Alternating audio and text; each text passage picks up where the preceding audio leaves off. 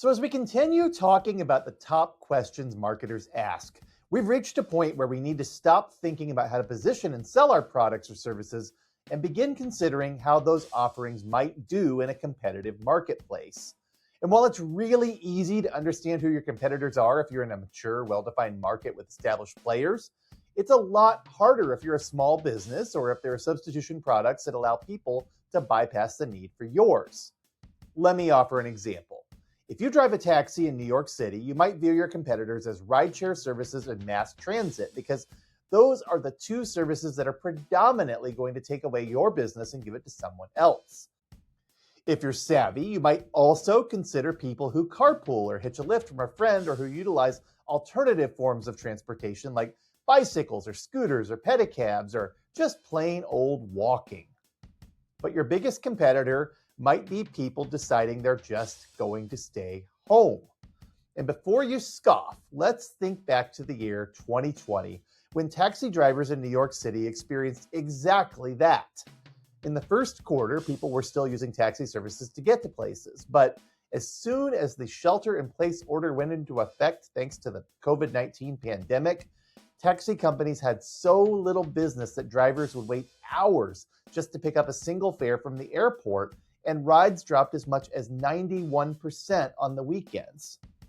Taxi drivers were going broke due to a lack of business, and even signing up for rideshare services or delivery or courier services couldn't help them to make ends meet.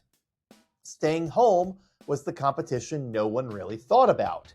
And even as New York City did come back to life, the taxi industry was forever changed, as were many other industries that serve the people in the city.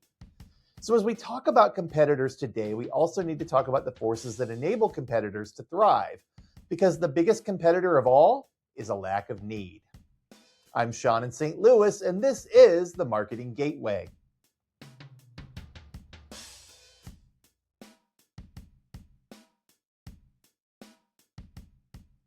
So, how do you determine who your competitors are? It's really not too hard. Just find a customer and ask them. That might sound impossibly simple, but it's really a very instructive exercise because often the customer will tell you something you'd never considered. For example, let's say you're in the business of making healthy prepackaged snack foods for vending machines and convenience stores. Your target market is people who are health conscious or who want to make better choices when they're out and about. And let's say, for our example here, that you've got a corner on this particular market with no close competitors offering a similarly healthy product. So, who's your competitor? You might assume it's junk food, as your core customers tell themselves, you know what, it's okay to cheat today, and then they go for a donut or a candy bar or a bag of chips instead of your healthier alternative. That's a reasonable assumption, but then you go and talk to your customers and they shudder at the thought of putting that stuff into their bodies. I make my own snacks at home, one person tells you. It's a lot cheaper and it's pretty easy. I only buy your snacks when I'm pressed for time. I don't eat a lot of snacks, another person tells you, but some days I'm run down and I just need to grab something to keep me going. That's when I buy your snacks. Honestly, I buy them so I don't have to think about whether I want the other options, says a third person. I keep them in my desk in case I have a long meeting or I have to work through lunch. They're guilt-free emergency snacks, but they're just okay. Not much flavor. I don't even eat them half the time. I've given a bunch of them away. Ouch. Those purchase decisions aren't nearly as compelling for showing strong competitive marketplace performance as you might think, and it really sounds like you're not winning the fight against junk food. You're just the stopgap to keep health-conscious people from going hungry when they've had a busy day. In this scenario, your competitors aren't represented by some huge set of options. The choices are narrow: healthy snacks or nothing at all. And knowing that might really change the way you market your product, right? You might even worry, and rightly so, that if a better healthy snack came on the market and started competing with you, it would literally eat your lunch, or be eaten for lunch, whatever. But anyhow, of course, competitive landscapes are rarely this clear-cut. And so in the field of marketing, we have a couple of different frameworks we can look at to understand who our competitors truly are. One of those is a model that comes from the field of consumer behavior that suggests that when customers are presented with a need, They conjure up a bunch of known alternatives, narrow things down to the ones they'd actually consider, and then decide which one to choose. The alternatives that come to mind when a need arises are known as the evoked set. And marketers spend a lot of money trying to be one of those choices, particularly in a crowded marketplace with lots of options. Here in St. Louis, for example, there are well over 140 bank and credit union brands. No consumer is going to be able to think of all of them if they need to open a new checking account. At most, probably 5, 6, or 7, maybe as many as 8 or 9 are going to come to mind. And then of those, the ones they'd actually consider, that's the consideration set, would narrow things down by half or so, probably 2, 3, or 4 really good options, maybe another 1 or 2 that they quickly decide against. And from there, they'll make their final choice. So there's a lot of potential to understand who your competitors are by asking your customers, who would you think of, who would you actually consider, and who would you choose? And in fact, this structure is pretty standard line of questioning in marketing research. But the problem is that this framework tends to assume consumers are comparing similar brands to one another. And let's ignore alternatives like cryptocurrency wallets or stuffing your money into a mattress for a moment. What if a fintech company is offering customers a chance to put their money into interest-bearing money market accounts and spend those funds like cash using a credit card style account that withdraws funds when it's time to pay? That's a legitimate competitor that probably isn't being captured by this marketing research exercise because it's different from the conventional understanding of what a bank or credit union looks like. It could even become a disruptive alternative to traditional bank accounts. And in order to understand whether or not these sorts of alternatives are going to become a true competitor, it's important to conduct a competitive analysis. So the framework for a competitive analysis is this. You spend some time gathering data from your customers, employees, stakeholders, and friends to understand what people generally view as being the key players in your category. You start sorting these different competitors into 3 buckets depending on their level of direct competition with your business. Let's use a boutique-style retail store selling fancy dresses for proms, quinceañeras, and formal events as an example. Those that seem to be serving a different clientele get tossed in the first bucket. These are competitors you don't need to worry about.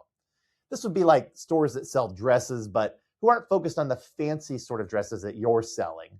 They pose no threat, and they might even become a valuable source of revenue if you can build a referral relationship with them. Those who seem to be serving your customers as a secondary or tertiary market rather than as a target market get tossed into the second bucket. These are competitors who siphon off some customers, yes, but who aren't that serious about the category. Department stores or mall stores that have a few fancy items would be a good example here. And those customers still might not even be the folks who would shop at your store. They're going to serve the sorts of customers who are less discriminating and who are looking for bargains more than those who want quality and service. But another dress shop that specializes in prom dresses and weddings, they're probably a direct competitor, even if they aren't necessarily focused on those other events you carry products for. They're going to be focused on the same target market, and they're going to be competing more directly on price, quality, and service.